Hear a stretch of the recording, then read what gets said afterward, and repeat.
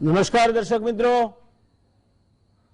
15 August થી અફઘાનિસ્તાનમાં સલ્તા પલટો થયો છે।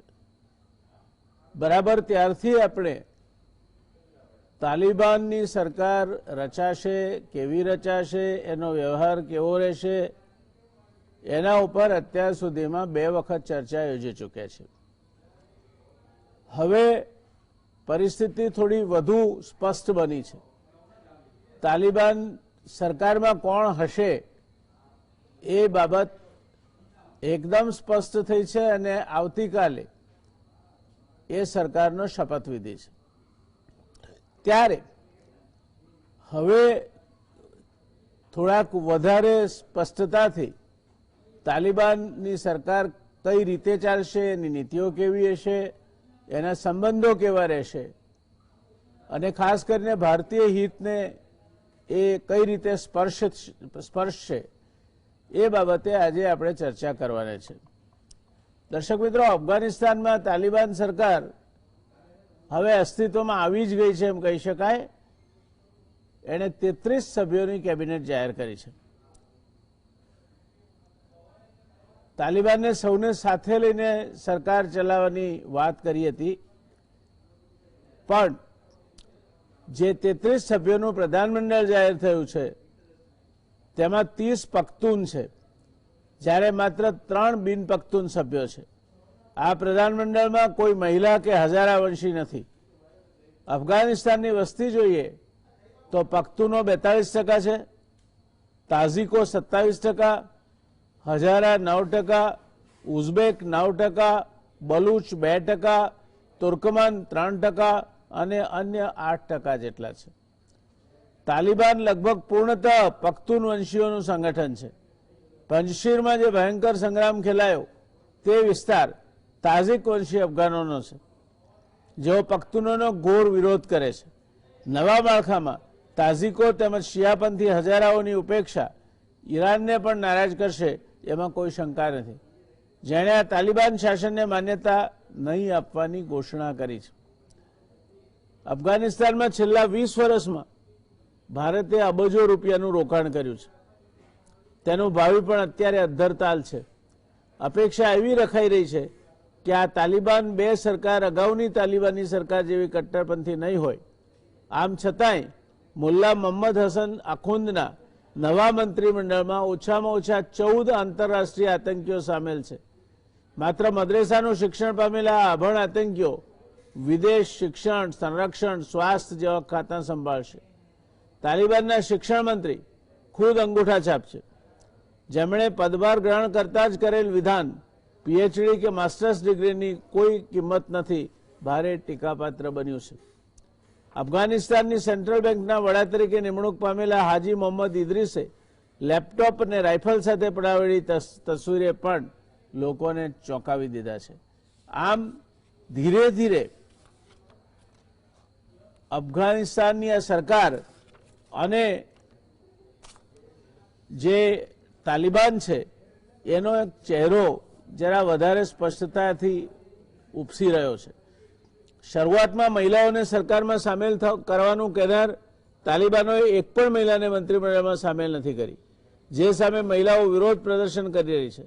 તાલિબાનના સાંસ્કૃતિક આયોગના ઉપાધ્યક્ષ અહમદુલ્લાહ વાસિકે તો કહ્યું છે કે મહિલાઓ માટે ક્રિકેટ રમવું જરૂરી નથી, કારણ કે ક્રિકેટમાં મોઢું અને શરીર ઢાંકી શકાતું નથી અને ઇસ્લામ મહિલાઓને આ રીતે શરીર દર્શાવવાની પરવાનગી આપતું નથી।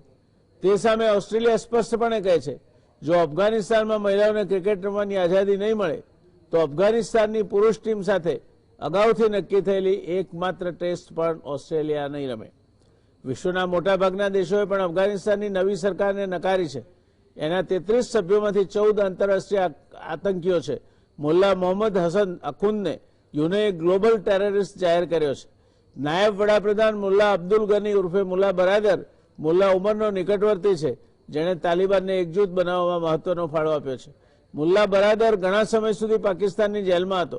જેલમાંથી બહાર આવ્યા બાદ એણે અમેરિકા સાથે મંત્રણા ચલાવવાનો નિષ્ફળ પ્રયત્ન કર્યો હતો અને ત્યારબાદ એ તાલિબાની સંગઠનને એકજૂટ કરવાના કામે લાગ્યો હતો। યુનાઇટેડ નેશન્સની સલામતી સમિતિએ એનું નામ બ્લેકલિસ્ટમાં મૂક્યું છે। નાયબ વડાપ્રધાન અબ્દુલ સલામ હાશમી આ અગાઉની તાલિબાની સરકારમાં શિક્ષણ મંત્રી હતો, જે ડ્રગ સપ્લાયનું નેટવર્ક ચલાવે છે અને યુનાઇટેડ નેશન્સે તેને પણ બ્લેકલિસ્ટમાં મૂક્યો છે. ગૃહમંત્રી, જેના હાથમાં કાયદો અને વ્યવસ્થા તેમજ નાગરિકોને સલામતી પૂરી પાડવાની મહત્વની જવાબદારી હોય, તે પોતે સિરાજુદ્દીન હક્કાની પણ આંતરરાષ્ટ્રીય આતંકવાદીઓની યાદીમાં છે અને હક્કાની નેટવર્કના સ્થાપક જલાલુદ્દીન હક્કાનીનો તે પુત્ર છે. અમેરિકાએ સિરાજુદ્દીન હક્કાની માટે $1 કરોડ એટલે 73 કરોડ રૂપિયાનું ઇનામ જાહેર કર્યું છે, જે ઉપરથી તે કેટલો ખતરનાક છે તેનો ખ્યાલ આવે છે. વિદેશ પ્રધાન આમિર ખાન મુતક્કી પણ યુનાઇટેડ નેશન્સની સિક્યોરિટી કાઉન્સિલના બ્લેકલિસ્ટમાં છે. સંરક્ષણ પ્રધાન મુલ્લા યાકુબ તાલિબાનના સંસ્થાપક મુલ્લા ઉમરનો પુત્ર છે. મુલ્લા ઉમરે કંદહારમાં લાંબા સમય સુધી મોરચો સંભાળ્યો હતો અને તાલિબાનોના મુખ્ય કમાન્ડરો પૈકીનો તે એક છે, જે યુદ્ધોમાં હંમેશા આગળ રહે છે. સંરક્ષણ પ્રધાન મુલ્લા યાકુબ તેનો પુત્ર છે અને યુનાઇટેડ નેશન્સ સિક્યોરિટી કાઉન્સિલના બ્લેકલિસ્ટમાં છે. સરકારમાં સિરાજુદ્દીન હક્કાનીને સ્થાન મળ્યા બાદ અમેરિકાએ ચિંતા વ્યક્ત કરી કહ્યું હતું કે જે લોકોને સરકારમાં સામેલ કરાયા છે તેમનો ટ્રેક રેકોર્ડ ભરોસો કરવા જેવો નથી. જો કે અમેરિકાના આ નિવેદન પર ભડકેલા તાલિબાને કહ્યું હતું કે આ પ્રકારનું નિવેદન સ્વીકારી શકાય નહીં અને કોઈ જાતના પ્રતિબંધ ચલાવી લેવાશે નહીં. 1996માં તાલિબાનોના શાસનને માન્યતા આપનાર સાઉદી અરેબિયા અને યુનાઇટેડ અરબ એમિરેટ્સ આ વખતે ક્યાંય ચિત્રમાં નથી. તેમણે તાલિબાન મુદ્દે હજુ પોતાનું વલણ સ્પષ્ટ નથી કર્યું. તેને બદલે નાનકડું કતાર કેન્દ્ર સ્થાને આવી ગયું છે. તાલિબાનોનું રાજકીય વડુમથક પણ દોહામાં હતું. આ એ જ કતાર છે જેની ઉપર અખાતના બાકીના દેશોએ આર્થિક પ્રતિબંધો મૂકી તેને એકલું પાડી દીધું હતું. તાલિબાનોએ શપથવિધિ સમારોહ માટે ચીન, પાકિસ્તાન, રશિયા, ઈરાન, તુર્કી અને કતારને આમંત્રણ આપ્યું છે, જેમાંથી રશિયાએ હાજર રહેવા માટેની ના પાડી દીધી છે. આ સંયોગોમાં બ્રિટનના ગુપ્તચર સંસ્થાના વડાએ પણ તાલિબાનની સરકાર પ્રત્યે શંકા વ્યક્ત કરીને આ સરકાર આવવાથી આતંકવાદને વેગ મળશે તે પ્રકારનું વિધાન કર્યું છે. આ પરિસ્થિતિમાં આજે હવે જ્યારે સરકાર નક્કી થઈ છે, 33માંથી 30 પખ્તૂન એટલે કે તાલિબાની સભ્યો છે, તાઝિકને સ્થાન અપાયું જ નથી અને એ તાલિબાનનો સખત વિરોધ કરે છે, ત્યારે આજે આપણે ચર્ચા કરી છે કે હવે આ સરકારનો ચહેરો ધીરે ધીરે સ્પષ્ટ થતો ચાલ્યો છે. ત્યારે ભારતના હિતો અને ભારત સાથેના એના સંબંધો કયા પ્રકારના રહેશે અને એના ઉપર શું અસર પડશે. આજે આપણી સાથે ચર્ચામાં જોડાવાના છે श्रीमान M.L. कुमावत. कुमावत साहब BSF के DGP रह चुके हैं. आंध्र प्रदेश में नक्सली समस्या को सुलझाने में और उसको नलीफाई करने में इनका एक बहुत बड़ा प्रदान है. एक मंजे हुए पुलिस अधिकारी की हैसियत से सिक्योरिटी से लेकर और बातों पर भी इनकी पैनी नजर रहती है.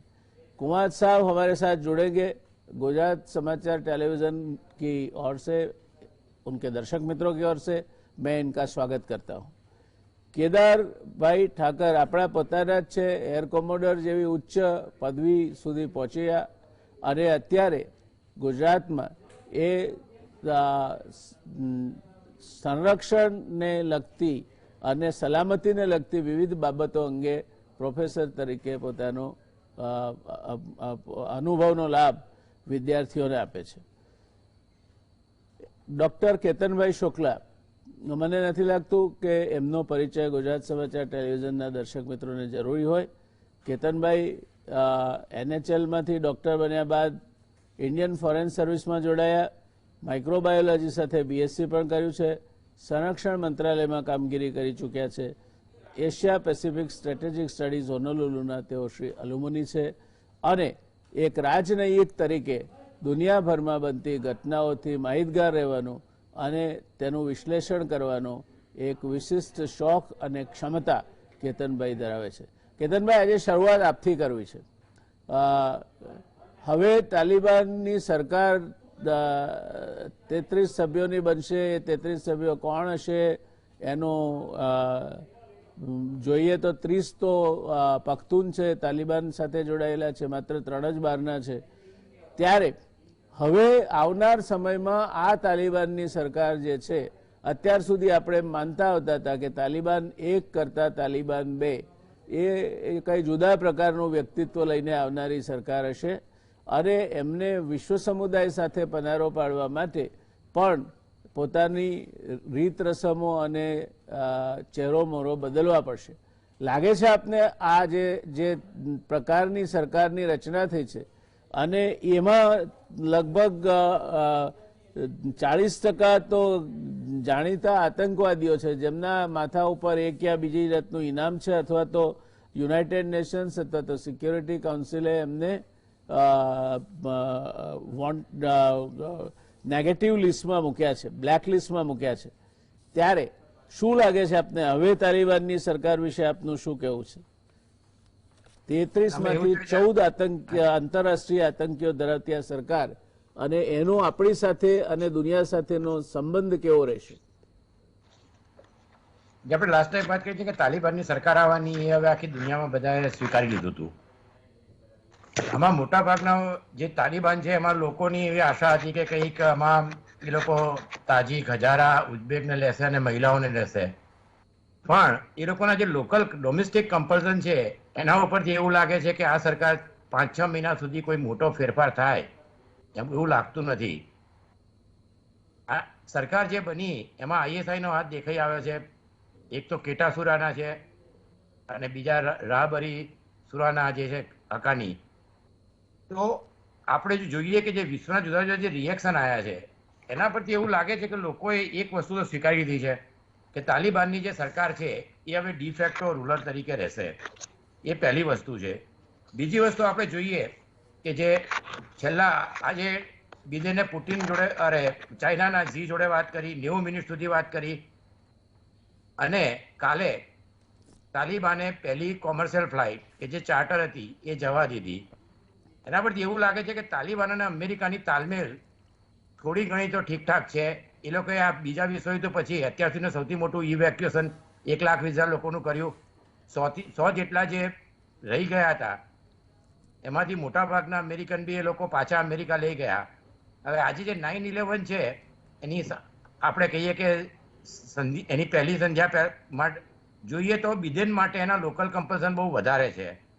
છેલ્લા 1 અઠવાડિયામાં જુદા જુદા દેશોના વિદેશ મંત્રી કતારમાં તાલિબાન જોડે મિટિંગ કરી છે. એમાં આપણે અગત્યના જે જોઈએ તો હેઇકો માસ જર્મનીના મળ્યા, બિલ્કેને મિટિંગ કરી અને બ્રિટનના ડોમિનિક રાબ પી ગયા હતા. હવે રાબ એ પછી પાકિસ્તાન ગયા, ઇમરાન ખાનને મળ્યા, સાથે સાથે બાવેજા અને કુરેશીને પણ મળ્યા અને $40 મિલિયન રાહત જાહેર કરી. એટલે આમાં અત્યારે હાલ પૂરતું એવું લાગે છે કે પંસીરમાં કંઈ બહુ મોટો ભયંકર પ્રોબ્લેમ લાગતો નથી, પણ એ કાયમ સવાલ ઊભો રહેશે. ઈરાનમાં જે છે ઈરાનનો હજારા છે, પણ એક અફઘાનિસ્તાન જોડે ઈરાનના જે સંબંધો છે 1000 કિલોમીટરની બોર્ડર છે અને 3 દેશો અત્યારે સૌથી વધારે ખુશ છે, ચાઇના, રશિયા અને ઈરાન. કારણ કે આપણે બ્રિક્સમાં પણ જોઈએ તો પુટિને અમેરિકા ઉપર તો તંજ ખેંચ્યો તો કે આ બધું, અને ચાઇનાએ પણ કહ્યું છે કે આ બધી પરિસ્થિતિ જે ઊભી થઈ એના માટે અમેરિકા જવાબદાર છે. તો જે બ્રિક્સની મિટિંગ થઈ એની અંદર જે 2 કન્ટ્રી તો અગત્યના છે કે જે મારા ખ્યાલથી આપણે એમના ઉપર થોડું દબાણ લાવી શકીએ, બ્રાઝિલ અને સાઉથ આફ્રિકા. રશિયાને ચિંતા છે કારણ કે એમના જે નેબરિંગ કન્ટ્રી છે બધા જ મુસ્લિમ છે અને એમને ચેચેનિયામાં પ્રોબ્લેમ છે. ચાઇનાને આ બધામાં સૌથી સારું એ છે કે ચાઇનાને આમાં કોઈ પ્રોબ્લેમ ન હોય, સિવાય કે એમનું એક ખાલી ઈસ્ટ તુર્કમેસ્તાન ઇસ્લામિક મુવમેન્ટ જે 70 કિલોમીટરની બોર્ડરમાં છે. પણ ચાઇનાએ ઓલરેડી ચાઇનાએ પણ $40 મિલિયન એડ ડિક્લેર કરી દીધી છે. તો બ્રિક્સના જે સ્ટેટમેન્ટ છે એના પરથી એવું લાગે છે કે ટેરરિઝમ દરેક સ્ટેટમેન્ટ G20માં થશે કે આપણે અમેરિકામાં જે મુલાકાત થશે કે અફઘાનિસ્તાનની જમીનને ટેરરિઝમ માટે વાપરવા ના દેવી જોઈએ, પડોશી દેશોમાં ટેરરિઝમ એ સ્પોન્સર ના કરે. પણ ચાઇના, રશિયા અને અમેરિકા અને યુરોપિયન બધાની એક જ સૌથી વધારે ટેન્શન હોય તો એ છે કે અફઘાનિસ્તાનના 2 મોટા પ્રોબ્લેમ છે જે આપણે માટે સૌથી વધારે મહત્વના રહેશે. એક ટેરરિઝમનું એપિસેન્ટર બની શકે છે અને જે અલ કાયદા છે એ જે 2001માં 9/11 પછી એમનો નાશ કરવા માટે ગયા હતા અને પછી ઈરાકમાં જે બુશ ગયા સૌથી મોટી ભૂલને લીધે અત્યારે 20 થી 30 હજાર અલ કાયદાના માણસો છે એવું અમેરિકાની ઇન્ટેલિજન્સનું માનવું છે. તો આ બધા જે આપણા પણ બે લશ્કરે તોયબા અને જૈશે મોહમ્મદ એ પણ મારા ખ્યાલથી અફઘાનિસ્તાન શિફ્ટ થઈ ગયા એ પ્રકારના રિપોર્ટ છે. એટલે એક તો ટેરરિઝમનું એપિસેન્ટર અને બીજું કે અફઘાનિસ્તાન પાસે કોઈ પૈસા નથી. એ લોકોનું 30% બજેટ, 90% પબ્લિક સેક્ટરની સેલરી અને 40% એ પબ્લિક એડ પર એ લોકો રહેતા હતા. હવે અત્યારે એની અંદર એ જોવા જઈએ તો એક બીજો સૌથી મોટો પ્રોબ્લેમ ડ્રગ, કે જે રશિયા અને આપણે માટે મહત્વનો રહેશે. કારણ કે આ થોડા વર્ષો પહેલા આપણે જોયું હતું કે પંજાબમાં રૂરલ એરિયામાં ડ્રગનું બહુ જ પ્રમાણ વધી ગયું હતું. એક ઉડતા પંજાબ ફિલ્મ બની હતી. તો આપણે બે વસ્તુનું તો ખાસ ધ્યાન રાખવું પડશે. એક તો ટેરરિઝમ, કે એમની ચાલ બદલવાની નથી ક્યારેય, એમનું ચરિત્ર પણ બદલવાનું નથી. ખાલી ચહેરો બદલાવે છે એટલે થોડા સ્ટેટમેન્ટો સારા કરે છે. કારણ કે હવે એ લોકો દોહામાં રહીને થોડા ટ્રેન થયા છે, 5 સ્ટાર હોટલ કલ્ચર આવ્યું છે, એટલે એ લોકોને જે સ્પીચમાં જે કહેશે એના પર આપણે બહુ ભરોસો રાખી શકીએ નહીં. એની જે નવી ગવર્મેન્ટ છે એમાં 2 ઉઝબેક અને 1 જ તાજકિસ્તાન છે. એટલે બીજા બધાના હજારાની બધા રહી ગયા છે. એનું ઈરાનને ટેન્શન છે, પણ ઈરાનનો અત્યારે મહત્વનો મુદ્દો એ અફઘાનિસ્તાન નથી. એટલે હાલ પૂરતું રશિયા, ચાઇના, ઈરાન, પાકિસ્તાન એ દરેક જણ માટે મહત્વનો મુદ્દો એ નથી કે તાલિબાન, પણ તાલિબાન સેટલ થાય ના સેટલ થાય અને જો ઇન્ટરનલ વોર શરૂ થાય અને જે પ્રદર્શન થાય છે એ જો વધે તો બધા જ નેબરિંગ કન્ટ્રીને સૌથી વધારે મુશ્કેલી થાય. પણ મને એવું લાગે છે કે આજે યુએનમાં પણ એક સ્ટેટમેન્ટ આપ્યું છે. આપણે જોયું હશે કે યુએનના જે પહેલા 2 સ્ટેટમેન્ટ રેઝોલ્યુશન પાસ થયા હતા અને જે છેલ્લું રેઝોલ્યુશન પાસ કર્યું, તો યુએનના રેઝોલ્યુશનમાં તાલિબાનને આ વખતે લોકોએ મેન્શન કર્યું નથી. એટલે કે 1267 અને 1375 કે જેના પર આખી બધી એમની એસેટ ફ્રીઝ થઈ ગઈ છે $20 બિલિયન, યુએન એઇડ હવે ખાલી 1 જ વીક બાકી રહ્યું છે. તો 2593માં કોઈ જ જાતનો મેન્શન નથી. અને આજે અમેરિકા યુએનમાં એમના જે એઇડના ચીફ છે એમણે કહ્યું કે આપણે અફઘાનિસ્તાનને એઇડ નહીં આપીએ તો લોકો ભૂખે મરશે. એટલે મારું એવું માનવું છે કે ધીમે ધીમે જે આ કોમર્શિયલ ફ્લાઇટ થાય છે એમાં બિડેનના જો એસઆઈવી નીકળી જાય, યુરોપના નીકળી જાય, તો એ લોકો કોઈ એડ એનજીઓ થ્રુ કે કોઈ પણ, કારણ કે અફઘાનિસ્તાન દેશ એડ વગર ચલાવી શકે એવું તાલિબાન લાગતું નથી. બીજી વસ્તુ, તાલિબાન પાસે કોઈ ઇન્ફ્રાસ્ટ્રક્ચર નથી. એ એમનો સૌથી મહત્વનો મુદ્દો થશે. ઈરાકમાં જોયું તો આપણે કે લશ્કરને ડિસ્બાન્ડ કર્યું તે બધા આઈએસઆઈએસમાં જતા રહ્યા મોટા ભાગના. એટલે એક તો અફઘાન આર્મીને એ એબ્ઝોર્બ કરે છે, અને બીજું સેલરી આપવાના પૈસા નથી. ત્રીજું વિન્ટર આવે પહેલા એ લોકોને હ્યુમેનિટેરિયન એડ વગર કન્ટ્રી ચલાવો ઇમ્પોસિબલ છે. આ 2 દિવસથી રોડમાં પાકિસ્તાન, ઉઝબેકિસ્તાન, તાજકિસ્તાનથી એડ જવાની શરૂ થઈ છે થોડી ઘણી, અને કતાર એ બાય એર મોકલવાનું શરૂ કર્યું છે. એટલે તાલિબાન સેટલ થાય એ આપણા માટે પણ થોડું મહત્વનું છે. પણ આપણે માટે અગત્યની વસ્તુ હવે એ છે કે જે શાંઘાઈ કોઓપરેશનની આવતા અઠવાડિયે મિટિંગ છે એમાં ભારત સિવાય બાકીના જે મેં પહેલા કહ્યું એ લોકોને એટલી બધી ભયંકર તકલીફ નથી. એટલે આપણે 3 વસ્તુનું ધ્યાન રાખવું પડશે. એક, બ્રિક્સની અંદર સાઉથ આફ્રિકા અને બ્રાઝિલ. આમાં એવું છે કે we have nothing to lose. એટલે આપણે બધા એવન્યુ ખુલ્લા રાખવા જોઈએ. કારણ કે દરેક કન્ટ્રી વાતચીત કરશે, ચાહે દોહામાં કરે, અને વિન્ટર પહેલા એડ શરૂ થઈ જશે. એટલે આપણે 2-3 વસ્તુનું ધ્યાન રાખવું જોઈએ. એક તો આપણે G20માં અમેરિકામાં પ્રધાનમંત્રીશ્રીની મિટિંગ વખતે અને રશિયા, આ બધા કન્ટ્રી સાથે આપણે વાતચીતમાં ટેરરિઝમ, કે જે બધાનો કોમન મુદ્દો છે, ડ્રગ એ અમુક કન્ટ્રીનો કોમન મુદ્દો છે, અને સૌથી અગત્યનો મુદ્દો એ છે કે જો આ બધું સેટલ ના થાય તો અત્યારે ઓલરેડી જર્મની, તુર્કી, ઈરાનમાં 500,000 રેફ્યુજી છે, પાકિસ્તાનમાં 2 લાખથી વધારે છે, ઓસ્ટ્રેલિયાએ 3,000 લેવાની વાત કરી છે, અને અમેરિકા કે એમણે ઓલરેડી $500 મિલિયન આ રેફ્યુજી માટે રાહત જાહેર કરી છે. એટલે આ બધી પરિસ્થિતિમાં આપણે અત્યારે જે કહેવાય કે વેઇટ એન્ડ વોચ, વેઇટ તો કર્યું, પણ વોચ એટલે આપણે ચાપતી નજર રાખવી પડશે. ખાલી બેઠા બેઠા જોવાનું નહીં, આમાં દૂરદર્શિતા વાપરીને એ જોવું પડશે કે વિન્ટરની અંદર 2 વસ્તુ થવાની શક્યતા છે. એક તો ટેરરિઝમ એ લોકોને કરવા માટેની શક્યતાઓ વધતી જાય છે. એકવાર જો એઇડ ને બધું એમનું સેટલ થતું જશે તો તાલિબાનનું ચરિત્ર બદલાવાનો કોઈ જ એ નથી. પાકિસ્તાન અત્યારે રિમોટ કંટ્રોલથી થોડું ઘણું ચલાવી રહ્યું છે. પાકિસ્તાન માટે પખ્તુને જે ટેન્શન રહેશે, પણ હાલ પૂરતું પાકિસ્તાનનું અફઘાનિસ્તાનમાં ચલણ વધારે છે. રશિયા અને ચાઇના બંનેની એમ્બેસી છે, અને ચાઇનાએ ત્યાંના છાપાઓમાં પણ ઘણી વાર લખ્યું છે, સ્ટેટમેન્ટ પણ આપ્યા છે કે ભારતનો રોલ નથી. એટલે આપણો રોલ બ્રિક્સ, એસસીઓ અને યુરોપિયન યુનિયન અને અમેરિકા સાથે બધા કારણ કે અત્યારે આપણે જોવા જઈએ તો આખા એશિયામાં અમેરિકા કે યુરોપિયન યુનિયન માટે એકદમ વ્યવસ્થિત અને કોઈ પણ પાર્ટનર હોય તો એ અત્યારે ભારત સિવાય કોઈ નથી, કારણ કે રશિયા અને ચાઇના એનો કોઈ ભરોસો નથી. ઈરાન એ અમેરિકાની અગેન્સ્ટ છે. મિડલ ઇસ્ટમાં આખું જે પરિસ્થિતિ છે એ મિડલ ઇસ્ટમાં બહુ મોટી બદલાઈ ગઈ છે, કે જે આપણે પણ કહ્યું કે અત્યાર સુધી જે કતાર એક નાનો કન્ટ્રી હતો એ બહુ જ આગળ આવી ગયો છે. તો એ જે 2017માં ટ્રમ્પે કર્યું તો આપણી ટ્રમ્પની લીગસી છે, એમણે તાલિબાન જોડે નેગોશિએશન કર્યા. તો ત્યાં એ જે 2011માં એ લોકોને જે શેખ હમીદ બિન ખલીફા અલ થાની હતા એમને આરબ કન્ટ્રીના હેનરી કિસિંજર કહે છે.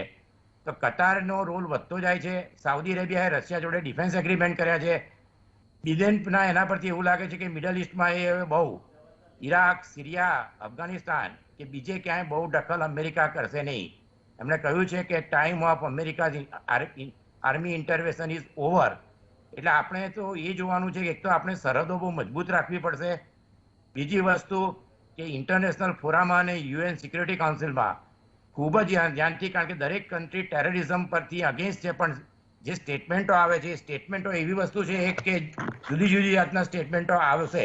રશિયા ફૂંકી ફૂંકીને ચાલે છે કે જે આપણે માટે થોડું ઘણું સારી વસ્તુ છે. સોરી કેતનભાઈ, સોરી એક મિનિટ માટે અટકાવું છું આપને.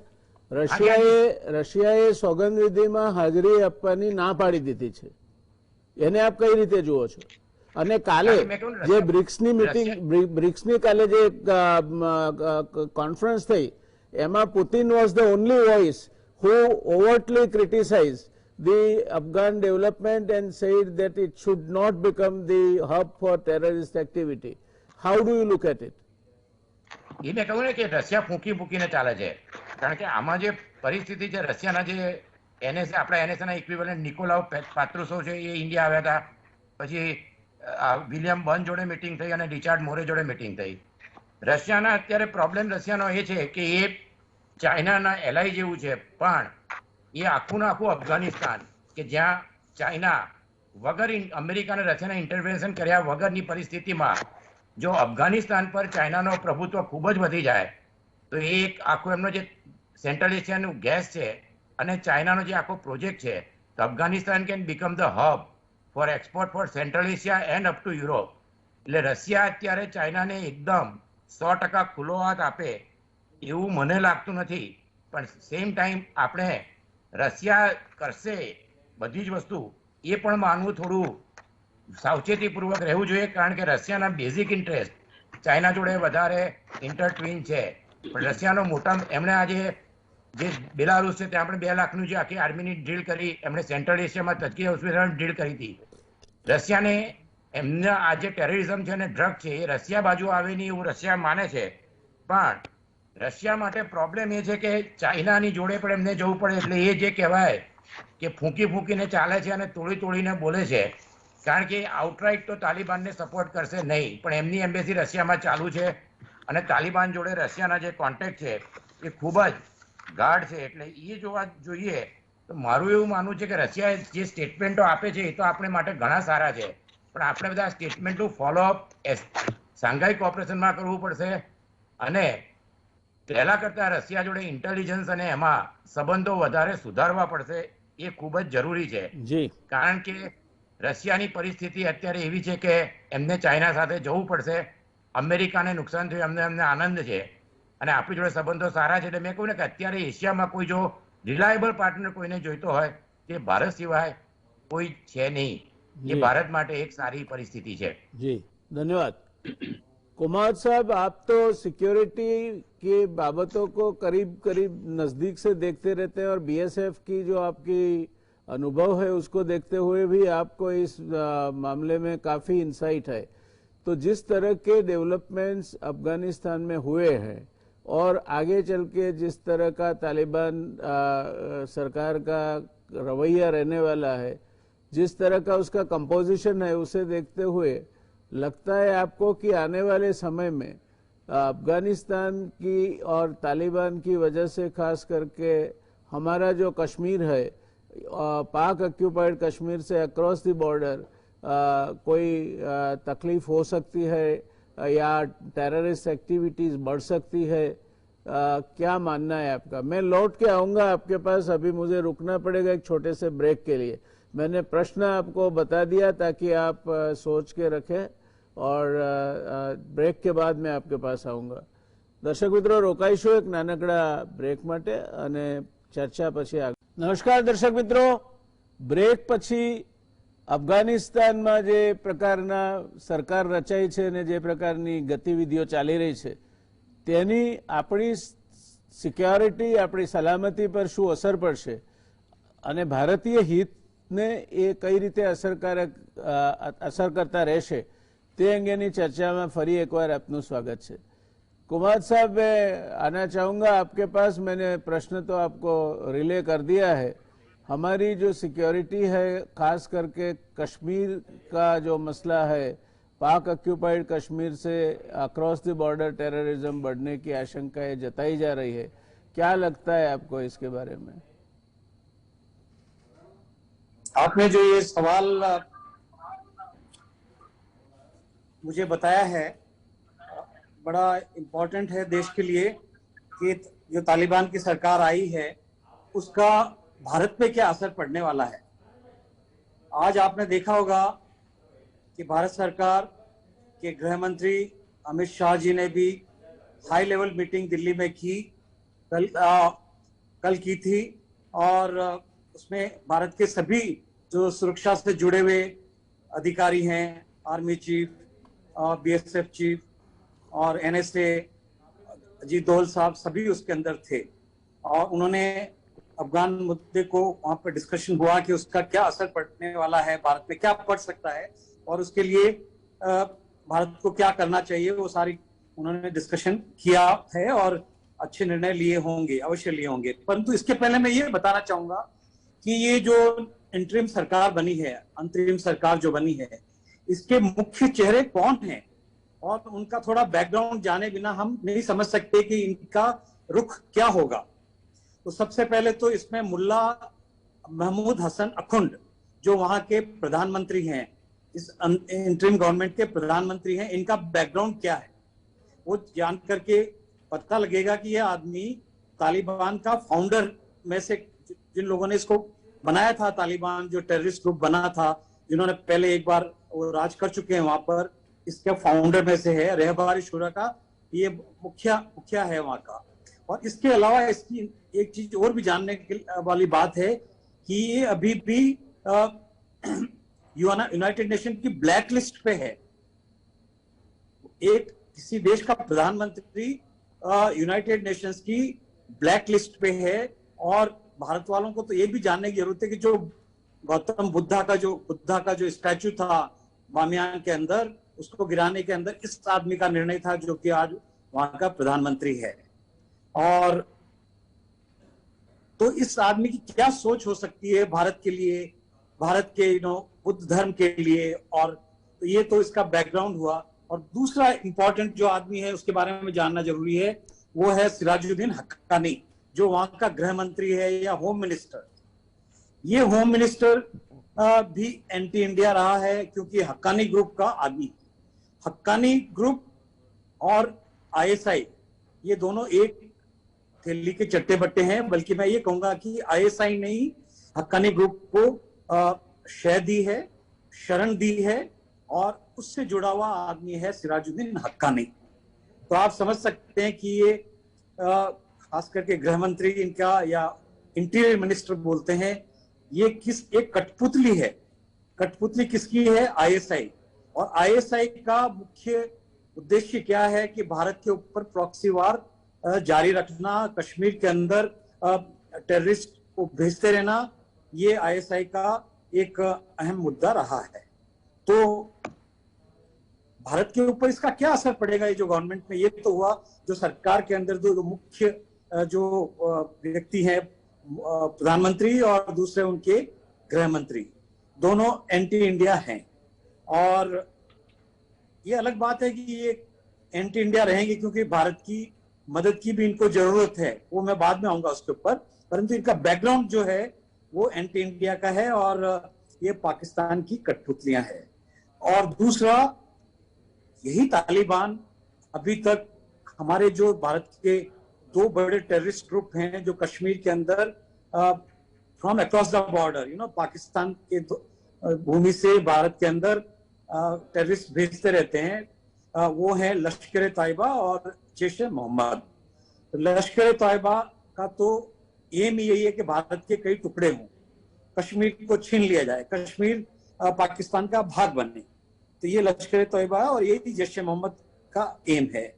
और ये भी ISI के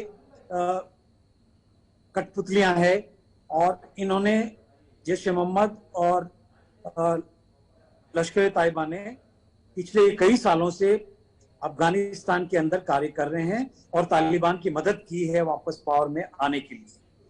तो सब एक सोचा जा सकता है कि तालिबान नहीं, चूंकि तालिबान को इनकी मदद मिली थी, तो अब ये जो दो जैश ए मोहम्मद हैं और लश्कर तैयबा है, ये चाहेंगे कि जो उनका एम है अब उसके अंदर ये इनकी मदद करें।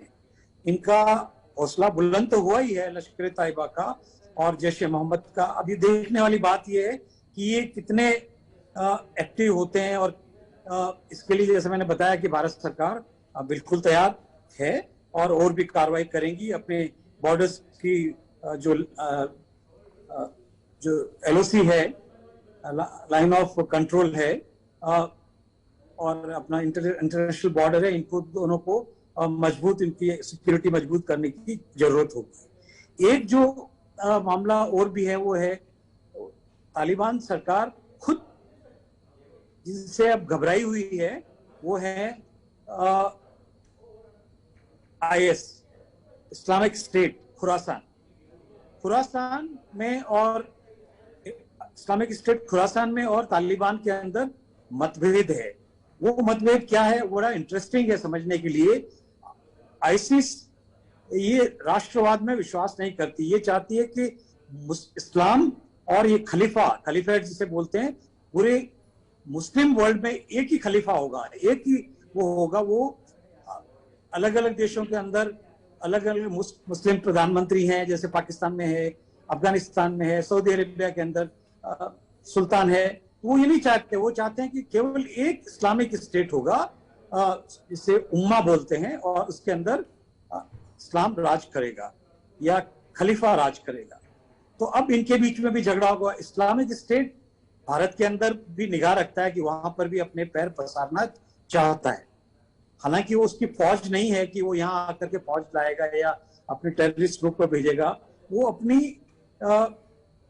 प्रोपेगेंडा से, अपनी ये इंफॉर्मेशन वारफेयर जिसे बोलते हैं, सोशल मीडिया से और इंटरनेट के माध्यम से हिंदुस्तान के जो उनको अपनी तरफ करने की कोशिश करेगा, जो फील करते हैं पश्चिम, जिनके अंदर ये है कि हमारे साथ ठीक नहीं हुआ है, और जो थोड़ी वो रखते हैं इस्लामिक स्टेट के साथ सहानुभूति रखते हैं, उनको अपने यहाँ हिंदुस्तान के अंदर उनको अपनी तरफ करना चाहेगा।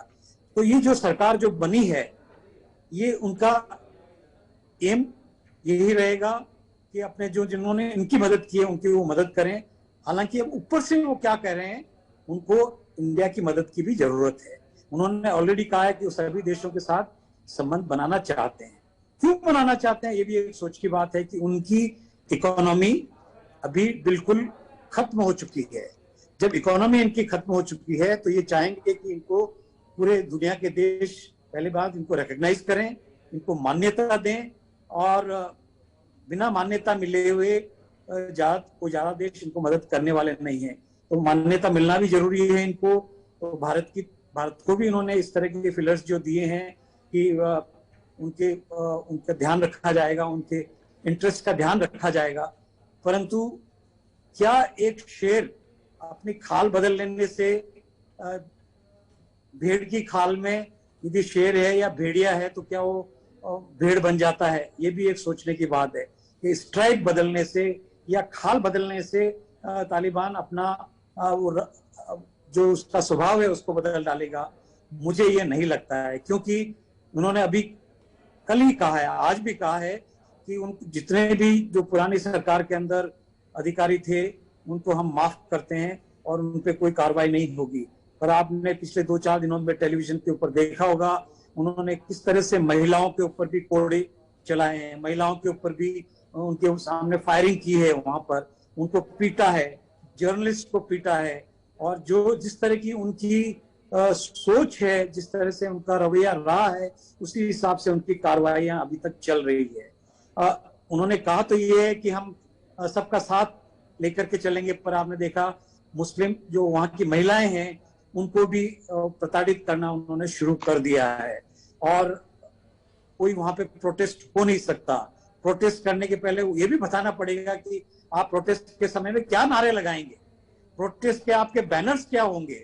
तो ये इनका कहने और कथनी के अंदर बहुत फर्क है और मेरी हिसाब से रहेगा।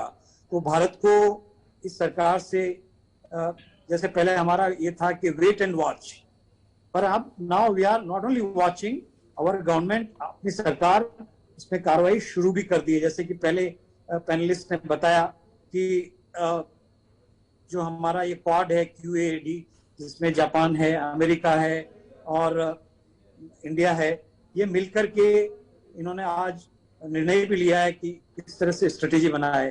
भारत सरकार में ब्रिक्स की मीटिंग में भी माननीय प्रधानमंत्री जी ने बताया कि हम किस तरह से टेररिज्म का मुकाबला करेंगे। सब, हालांकि चाइना भी इसका भाग है, रशिया भी इसका भाग है, परंतु उनका कहना और इनके भी कथनी में बहुत फर्क है। आपको मालूम है ये दोनों ही हमारे एडवर्सरीज हैं। चाइना भी अपना एडवर्सरी है अभी इस समय, और पाकिस्तान तो रहा है और अभी भी हमारा एडवर्सरी है। तो ये दोनों का कहना कि हम टेररिज्म नहीं चाहते हैं, पर ये टेररिज्म के बारे में भी इनकी अलग अलग सोच है। कई देशों का टेररिज्म इनको टेररिज्म नहीं लगता। तो मुझे, जैसे कि आपने देखा होगा यूनाइटेड नेशंस की सिक्योरिटी काउंसिल की मीटिंग में भी, जिसमें भारत चेयरमैन है, इस समय भारत चेयरमैन था, ये दोनों देश चीन और रशिया, ये दोनों बाहर चले गए थे। जिस समय वोटिंग होने वाली थी ये दोनों देश बाहर चले गए। नहीं तो ये क्यों नहीं वहां प्रेजेंट रह करके जो निर्णय लिया गया था, बाकी सारे देश वहां पे प्रेजेंट रहे। चीन और रशिया क्यों निकल के चले गए? तो इनकी भी हमें काफी, इन्होंने ब्रिक्स की जो समिट हुई है जिसमें माननीय प्रधानमंत्री ने अपना भाषण दिया और सबने संयुक्त विज्ञप्ति तो जारी की है, परंतु ये भी एक सोचने की बात है कि ये कह रहे हैं और पीछे से किस तरह से ये रशिया, खास करके चीन, इनकी मदद करता रहेगा, ये सोचने वाली बात है। तो भारत को काफी अलर्ट रहने की जरूरत है, हमारी फौज को अलर्ट रहने की जरूरत है, BSF को अलर्ट रहने की जरूरत है, हमारी इंटेलिजेंस एजेंसीज हैं उनको भी और भी अच्छी इंटेलिजेंस या स्पेसिफिक इंटेलिजेंस कलेक्ट करने की जरूरत है और शेयर करने की जरूरत है सिक्योरिटी फोर्सेस के साथ, जिससे कि भारत के अंदर जो ये खतरा मंडरा रहा है नई सरकार ये अफगानिस्तान में आने के कारण से, वो हमारे को इफेक्ट नहीं करे। ये हमारी पॉलिसी रहनी चाहिए। और मुझे पूरी आशा है कि भारत की ये सरकार काफी स्ट्रॉन्ग सरकार है और बिल्कुल इसका मुकाबला कर पाएगी जो डेंजर है। जी धन्यवाद। કેદારભાઈ, આપે બંને પેનલિસ્ટને સાંભળ્યા, બંનેના મંતવ્યો સાંભળ્યા. આપ પણ ઇન્ટરનલ સિક્યોરિટી અને સિક્યોરિટીની બાબતો અંગેના નિષ્ણાત છો. શું લાગે છે અફઘાનિસ્તાનમાં જે પ્રકારના અત્યાર સુધીના જે જુદા જુદા સમયે જુદા જુદા ડેવલપમેન્ટ્સ થયા છે, ભારત માટે એમાંથી શું તારણો નીકળે છે? નમસ્તે જયનારાયણભાઈ. સૌથી પહેલા તો બધાને ખબર છે છતાં હું એ યાદ કરાવવા માંગુ છું કે અમેરિકાએ શું કર્યું. It's a blunder of the highest order. Okay, આજે અમેરિકા ગમે એ રીતે આપણને સમજાવે, દુનિયાને સમજાવે કે એને પોતાના ઇન્ટરેસ્ટ પ્રમાણે લીધું છે, એની જવાબદારી નહોતી અફઘાનિસ્તાનને દેશ ઉભો કરવાનું, એ ગમે એ સમજાવે, પણ એક વસ્તુ નક્કર છે કે 20 વર્ષ જ્યારે તમે એ દેશમાં રહ્યા છો ત્યારે તમારી મોરલ રિસ્પોન્સિબિલિટી બની જાય છે કે તમે છોડો ત્યારે દેશની પરિસ્થિતિ સારી હોય. આ બધા જાણે છે, છતાં મને લાગે છે કે આ આપણે વારંવાર અમેરિકાને યાદ કરાવવાની જરૂર છે, કારણ કે આ જે પરિસ્થિતિ ઊભી થઈ છે એને લીધે ઊભી થઈ છે. ભાઈ, એવી શું ઉતાવળ હતી કે તમે તમારું બગદામ એરબેઝ ટોટલી રાત્રે ખાલી કરીને વયા જાઓ, બધું આર્મામેન્ટ બધું આપી જાઓ તમે, અરે પાસેના દેશોમાં ટ્રાન્સફર કરી દે તમે, એરક્રાફ્ટ કેરિયર બોલાવીને હેલિકોપ્ટર્સ ને બધાને ત્યાં શિફ્ટ કરી દે તમે. ઓકે, એટલે ખૂબ જ ખરાબ પરિસ્થિતિમાં એ લોકોએ અફઘાનિસ્તાન છોડ્યું છે. જે તાલિબાનને તમે 20 વર્ષ પહેલા કાઢ્યું હતું એને આજે તમે સન્માન આપીને તમે કોન્ફરન્સ ટેબલ ઉપર લઈ આવ્યા. સૌથી પહેલા ચાલો એ વાત પણ બરાબર છે, સ્થિતિ બદલી ગઈ, પરિસ્થિતિ બદલાઈ ગઈ, પણ લાવ્યા પછી જે ડીલ થઈ હતી ગયા વર્ષે 29 ફેબ્રુઆરીની, એ તરત જ એ લોકો તોડવા માંડ્યા હતા. એ લોકોએ કહેલું કે વાયલન્સ નહીં થઈએ, વાયલન્સ કરવા માંડ્યા. અલ કાયદા ઉપર અમે કંટ્રોલ રાખશું, ISIS ને કંટ્રોલ કરશું, એ નહોતા કરતા. તો 1 વર્ષ સુધી શું કામ અમેરિકા ચૂપ? એણે થવા દીધું જે બધું થતું હતું એ, અને પોતે ફટાફટ નીકળી ગયા. આ બહુ જ મોટી ભૂલ છે. જેને સુપર પાવર ગણતા હતા એને ખૂબ જ મોટો આખા દુનિયા માટે એક ભય ઉભો કરી દીધો છે. અચ્છા, એ વાત તો એ અમેરિકાની રહી. હવે સ્થિતિ એ છે કે ધ ફેક્ટ ઇઝ કે તાલિબાને સરકાર બનાવી દીધી. ઘણી ચર્ચાઓ થાય છે કે આપણે તાલિબાન સાથે ડીલ કરવું જોઈએ કે ન ડીલ કરવું જોઈએ. મારું મંતવ્ય એમ છે કે જ્યારે આપણે તાલિબાન સાથે આજે ડીલ કરશું તો એ તાલિબાન ટેરરિસ્ટ ગ્રુપ નહીં ગણવાનું, એને આપણે સરકાર ગણવાનું. લેટ અસ એક્સેપ્ટ કે આ અફઘાનિસ્તાનનું ગવર્મેન્ટ છે, આ અફઘાનિસ્તાન ઉપર કંટ્રોલ આ કરી રહ્યું છે, એટલે આપણા જે ઇન્ટરેસ્ટ છે એ સર્વ પૂરા કરવા માટે થઈને આપણે સરકાર સાથે, તાલિબાન સરકાર સાથે, અફઘાનિસ્તાન સરકાર સાથે આપણે ડીલ કરવું પડશે. આપણા શું ઇન્ટરેસ્ટ છે? આપણા ઇન્ટરેસ્ટ એ છે અફઘાનિસ્તાનમાં કે આપણે એને હજી પણ આપણો નેબર ગણવું પડશે. કે એને જો આપણે કંટ્રોલ ગણીએ આપણે તો વખાન કોરિડોરનો 100 કિલોમીટર જેટલી બોર્ડર હજી ઇન્ડિયા સાથે અફઘાનિસ્તાનની મળે જ છે. એટલે આપણે અફઘાનિસ્તાનમાં આપણો ઇન્ટરેસ્ટ છે, એ પહેલી વાત. બીજી વાત, જે સોફ્ટ પાવરની વાત કરીએ તો આપણે જે ઇન્વેસ્ટમેન્ટ કર્યું છે કે આપણા જે ઇન્ડિયન્સ ત્યાં રહે છે એ ઇન્ટરેસ્ટ એ વાત છે. સૌથી મોટો ઇન્ટરેસ્ટ આપણો એ છે કે તાલિબાન ખૂબ જ મોટું ટેરર ગ્રુપ છે. જો એનો સપોર્ટ મળે તો ફરી એક વખત નાના મોટા જે LET ને JEM જેવા ટેરર ગ્રુપ છે એને સપોર્ટ મળે ને once again they can get active in India, especially in Kashmir. આ છે. અને એથી પણ વધારે મોટો ઇન્ટરેસ્ટ મારી દ્રષ્ટિએ એ છે જે એના ઉપર પાકિસ્તાનની નજર છે કે પાકિસ્તાન ઇન્ડિપેન્ડન્ટ થયું ત્યારથી સ્ટ્રેટેજિક ડેપ્થ માટે તડપી રહ્યું છે. એને ખબર છે કે દેશની વિડ્થ એટલી ઓછી છે કે કોઈ પણ કન્વેન્શનલ વોરમાં એની પાસે પાછળ જવા માટે જગ્યા જ નથી. એટલે એ અફઘાનિસ્તાનની અંદર જવા માંગે છે, એને સ્ટ્રેટેજિક ડેપ્થ વધારવા માંગે. મારું માનવું એવું છે કે એ ધ્યાનમાં રાખીને આપણે તાલિબાન સાથે ભલે આપણે એને રેકગ્નિશન ના આપીએ પણ આપણે એની સાથે ડીલ કરવું જ પડશે. આપણા જે બધા એમ્સ છે એ પૂરા થાય એ માટે ડિપ્લોમેટિકલી આપણે એ જાતની પરિસ્થિતિ ઊભી કરવી જોઈએ કે પાકિસ્તાન અને તાલિબાન વચ્ચે સુમેળ ન થાય. જે દુરાન લાઈનનો વર્ષો જૂનો પ્રોબ્લેમ છે એ દુરાન લાઈનનો પ્રોબ્લેમ ચાલુ ને ચાલુ રહે. બલુચિસ્તાન જો જરાક ગરમી પકડી શકે તો એ પણ વધારે સારી વસ્તુ છે. એટલે આ બધું આપણે જરા કરવાની જરૂર છે. અત્યારે તાલિબાનનો વીક પોઈન્ટ શું છે? ઇકોનોમી. ઇકોનોમી જેમ કેતનભાઈએ કીધું એમ બિલકુલ ડામાડોળ છે. આ જ એનો વીક પોઈન્ટ અત્યારે આપણે બધા દેશોએ મળીને એક્સપ્લોઇટ કરાવવી જરૂર. આ એક વસ્તુ છે કે જેને લીધે એના ઉપર કઈ પ્રેશર લાવી. ચાઇના ગમે એટલું પૈસા નાખશે પણ અફઘાનિસ્તાનમાં નાખતા પહેલા 10 વાર વિચારશે. અત્યાર સુધીમાં ગમે એટલો એને સપોર્ટ આપ્યો હોય, મોરલ સપોર્ટ આપ્યો હોય, પણ હજી કોઈ કમિટ નથી કર્યું કે અમે આટલા પૈસા અમે ઇન્વેસ્ટ કરશું. એ પણ સમજે છે કે તાલિબાન શું છે અફઘાનિસ્તાન. એટલે બ્રિક્સ છે કે ઇવન SCO છે કે even at the level of UN આપણે એક જાતનું એના ઉપર બધી એને લોન અને ગ્રાન્ટ ને એ બધી આપવાની એટલી બધી જરૂર નથી. જે બેર મિનિમમ હોય એ આપણે વિથ પ્રોપર ઓવરસાઇટ એટલું જ આપણે આપવાની જરૂર છે. બાકી એને ટાઈટ કરવાની જરૂર છે. આપણે એને કોર્નરમાં લાવવાની જરૂર છે ઇકોનોમિકલી, જેથી એનું જે કંટ્રોલ છે એ કંટ્રોલ ઓછો.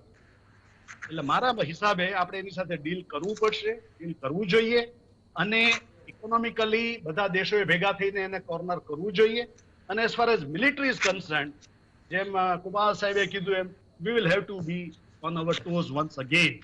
જેમ લાગતું હતું કે આપણને થોડો હવે કંટ્રોલ આવી રહ્યો છે ટેરરિઝમ ઉપર, ખાસ કરીને કાશ્મીરમાં, we'll have to start preparing now itself. Militarily, paramilitary force છે એ દરમિયાન ઇન્ટેલિજન્સ વાઇઝ કારણ કે ધીમે ધીમે આ લોકોને ખૂબ એન્કરેજમેન્ટ મળી ગયું છે તાલિબાન સરકાર આવવાથી. એટલે આ મારા હિસાબે આ અમુક પગલાઓ લેવાની જરૂર છે આ જી. નવા જે પરિસ્થિતિ બદલાની છે એના. જી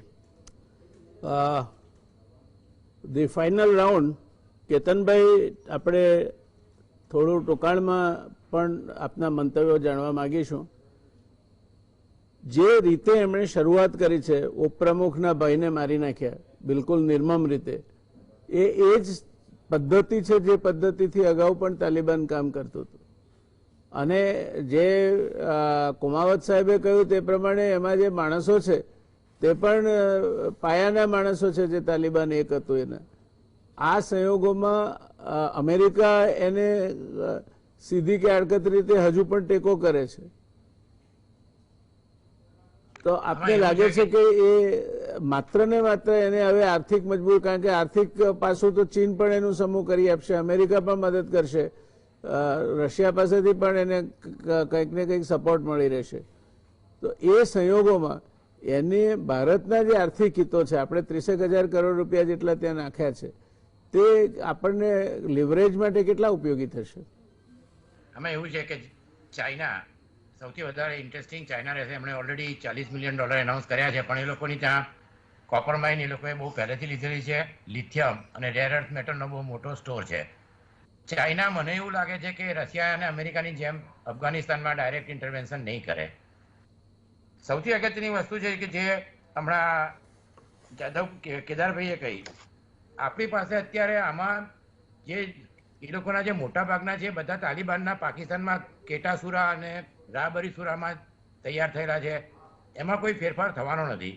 એટલે આપણે જે અત્યારની પરિસ્થિતિ જેને સ્વીકારી લેવી જોઈએ કે તાલિબાન કેટલો વખત ટકશે, તો 3-4 વર્ષ તો ટકશે જ, કારણ કે ગમે એ થાય તો અત્યારે કોઈ અમને એટલો બહુ મોટો, જ્યાં સુધી પાકિસ્તાન બહુ ભયંકર અગેન્સ્ટ થાય છે ત્યાં સુધી મને નથી લાગતું કે તાલિબાન અફઘાનિસ્તાનમાંથી જાય.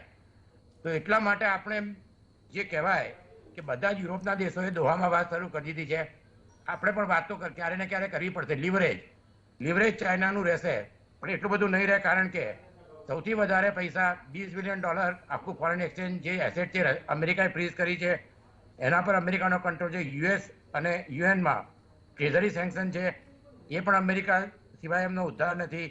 રશિયા ઉપર CATSમાં અમેરિકા સેન્કશન નાખી શકે છે, પાકિસ્તાન FATFમાં છે. એટલે જે મદદ આવશે 70-80% યુરોપિયન યુનિયન અને અમેરિકાથી આવશે, એ એકદમ હકીકત છે.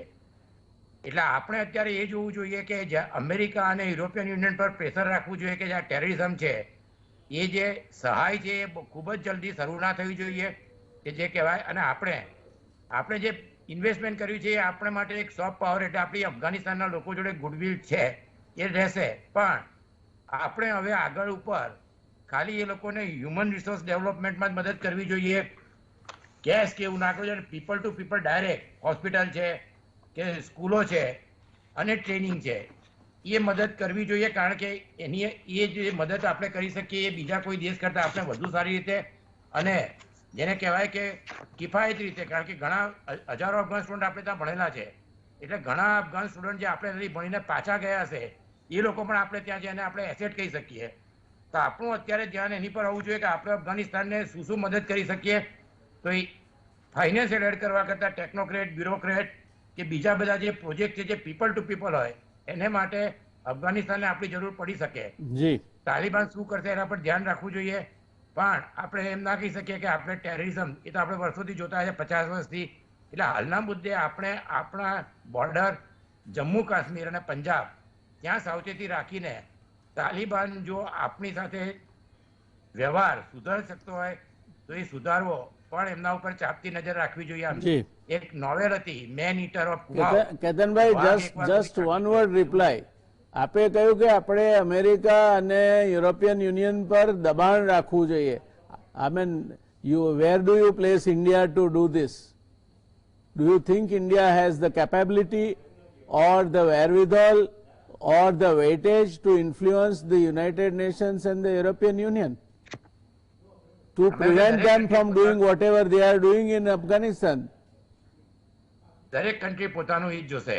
મેં પહેલા કહ્યું કે યુરોપિયન યુનિયન રેફ્યુજીને જોઈતા અમેરિકાને એમના 2 લાખ SIV બહાર કાઢવાના છે. જી એ બીજન માટે બહુ અગત્યનું છે. એટલે આપણે એ બધા સાથે રહીને આપણા જે સ્ટેટમેન્ટ છે એમાં આપણે થોડું જે કહેવાય કે ધૈર્ય રાખી અને ખૂબ જ રાજનૈતિક રીતે બોલવું પડશે, શાણપણ રાખીને.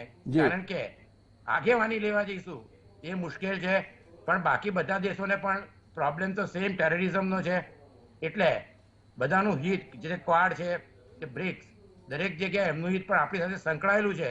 પણ દરેક જણ પોતાની સૌથી પહેલા જોશે, એ એક હકીકત છે. જી કેદારભાઈ, અગેન વન શોર્ટ ક્વેશ્ચન. આપણે ચીનની વાત કરીએ છીએ. આજે આપણે ચીની માલનો બહિષ્કાર કરવાની વાતો ભલે કરતા હોઈએ કૂદી કૂદીને, પણ ચીન આપણો સૌથી મોટો ટ્રેડ પાર્ટનર છે. આપણે $19 બિલિયન નિકાસ કરીએ છીએ, $54 બિલિયન આયાત કરીએ છીએ, અને some of it is very critical, including the active ingredients in pharmaceuticals, the critical boilers for the atomic power stations, the auto parts that we are importing, and obviously the laptop and other electronic equipment parts that we are dependent upon them. આ બધી પરિસ્થિતિમાં આપણે એમ માનીએ કે ચીન આપણી સાથે સલુકાઈથી વર્તશે. આ સંબંધોને કારણે એવી શક્યતાઓ જો હોત તો ચીને અત્યાર સુધી આપણી સાથે સલુકાઈ રાખી હોત. આપણા સંબંધો ચીન સાથે, let us be very clear, કે જ્યારથી આપણે કહ્યું કે અક્સાઈ ચીન આપણે કબજે કરી લઈશું, ત્યારથી એમાં દૂધપાકના તપેલામાં લીંબુનું ટીપું પડી ગયું છે. શું માનવું છે આપનું? તમારી વાત સાચી છે કે આપણો ટ્રેડ ડેફિસિટ એટલો બધો છે ચાઇના સાથે કે એમાં ખૂબ વાર લાગશે. વી will have two remain we'll have to continue deal with China. એમાં કોઈ બે મત નથી, પણ એક લક્ષ્ય તો રાખવું ને. આપણે એક લક્ષ્ય તો રાખીએ કે એક સમયે આપણે એની સાથે આ ટ્રેડ ડેફિસિટ પૂરી કરવી છે અને આપણે એનાથી છૂટું થવું છે. જો લક્ષ્ય જ નહીં રાખીએ તો કેવી રીતે આગળ વધશું? એટલે ધીમે ધીમે વાર લાગશે, ધીરે ધીરે વી વિલ હેવ ટુ પ્રોગ્રેસ. આપણે નવા એવન્યુઝ શોધશું, આપણે વિધિન ઇન્ડિયા આપણે નવા એવન્યુઝ શોધશું, બીજા દેશો સાથે આપણે કરશું, ધીમે ધીમે એમાં આગળ વધશું. But yes, I agree with you. અત્યારે જે જાતનો over a period of time જે જાતનો આપણું ટ્રેડ બંધાઈ ગયો છે, એમાંથી ઓવરનાઇટ તો આપણે નજીકના દશેક વર્ષમાં તો નથી લાગતું કઈ થાય એવું. नजीक में भविष्य ना। कुमार साहब, आपने बहुत अहम बात की कि जो हमारा क्रॉस बॉर्डर टेररिज्म है, केतन भाई ने भी एक तरह से उसका समर्थन किया, केदार भाई ने भी एक तरह से उसका समर्थन किया कि जो क्रॉस बॉर्डर टेररिज्म है वो जो जिस तरह का ये जैश ए मोहम्मद से लेकर बाकी के ग्रुप जो हमारे यहाँ एक्टिव है और जिस तरह के डेवलपमेंट्स अफगानिस्तान में हुए, शायद आने वाला समय हमारे लिए मुश्किल हो. क्या आपकी राय क्या है उसके लिए? मेरी राय ये है कि पाकिस्तान का जो एजेंडा है कश्मीर के लिए वो तो परमानेंट है, कि वो चाहता है कि कश्मीर उसका भाग बने. तो वहाँ प्रॉक्सी वार वहाँ की जो आर्मी है, ISI है, उनका लोकस स्टैंडाई या उनका अस्तित्व ही इस पे निर्भर करता है कि कश्मीर के अंदर वो टेररिज्म चालू रखे, वहाँ पे रखे. तो ये तो होना ही है कि जो लश्कर तैयबा और ये तालिबान के भी जो लड़ाकू हैं, पाकिस्तान तो चाहेगा, हालांकि अफगानिस्तान कह रहा है कि वो इसको अपनी धरती को टेररिज्म के लिए यूज नहीं करने देगा. तो अफगानिस्तान की जो इंटरिम सरकार में है उनका कहना एक बात है, पाकिस्तान की जो इंटरेस्ट जो उसकी पॉलिसी रही है वो मुझे नहीं लगता कि वो चेंज होने वाली है. तो जहाँ पाकिस्तान का प्रॉक्सी वार कश्मीर के अंदर मेरे सोच में चलता रहेगा. और चूंकि अफगानिस्तान और पाकिस्तान ये हमारे पड़ोसी देश हैं, इन we can not wish them away, physically they will remain our neighbour, वो हमेशा हमारे पड़ोसी रहेंगे. तो हमारे पॉलिसी ये होनी चाहिए कि हम इसको किस तरह से मैनेज करें. और मैं ये कहूँगा कि थोड़ा अपन यदि अपने एंशिएंट इंडिया का भी देखें तो भारत के लिए समस्या कोई अफगानिस्तान से पहली बार नहीं आई है. महाभारत के समय में भी आपको मालूम है कि समस्या महाभारत केवल अफगानिस्तान की वो जो बहू आई थी गंधारी और उसके साथ उसके जो शिखंडी जो थे उसके कारण, तो परंतु फिर भी यहाँ में हमारे फाइनली पांडव ही जीते थे। आपने देखा कौरव हारे थे, जो भी है। तो इस तरह की समस्या अफगानिस्तान से आती रही है, पर भारत अभी का भारत काफी मजबूत भारत है। और मुझे आशा है हमारे डिप्लोमेट्स, हमारे security experts, national security adviser, government, prime minister, home minister, इन जो हमारा चैलेंज है, इसको प्रॉक्सी वार को काफी अच्छे तरीके से इनको चैलेंज को फेस करेंगे। और भारत के अंदर ये आज अभी वो है, कैपेसिटी है कि हम इसको जो भी समस्या वहां से खड़ी होगी या टेररिज्म यदि बढ़ाना भी चाहेंगे वहां से, तो भी हम भारत इसके लिए सक्षम है अभी इसको डील करने के लिए। ये मेरी सोच है। परंतु हमारे को रिलेशन तो बनाना ही पड़ेगा, क्योंकि पाकिस्तान, अफगानिस्तान का भी हित है भारत से कांटेक्ट बनाए रखने में, और हमारा भी कई हित है वहां। We also have strategic Afghanistan, जैसा कि अभी चेतन भाई ने और केदार भाई ने भी बताया कि we can not wish away our relationship with Afghanistan. Afghanistan में मिनरल्स हैं, अफगानिस्तान हमारी जो हवाई जहाज जाती है यहाँ से यूरोप के अंदर ओवर अफगान स्पेस के ऊपर से जाती है। ये भी एक बात है कि we have to use Afghan air space, we have to use Pakistan air space also. हमारे इन देशों के साथ में काफी मुद्दे हैं, होते हुए भी फिर भी इस ग्लोबलाइज्ड वर्ल्ड में हमारे को रिलेशनशिप बनाए रखने भी जरूरी है, चीन के साथ में भी जरूरी है। आपने देखा कि चीन के साथ में अभी भी हमारा ट्रेड बल्कि कुछ समय में बढ़ा भी है। तो इसमें ग्लोबलाइज्ड वर्ल्ड में हमारी उनके ऊपर भी है, उनकी भी हमारे ऊपर डिपेंडेंस है। अफगानिस्तान भी हमारे बिना रह नहीं सकता, परंतु हमारे को मैनेज करना है जो समस्या वहां से खड़ी हो सकती है। धन्यवाद कुमार साहब।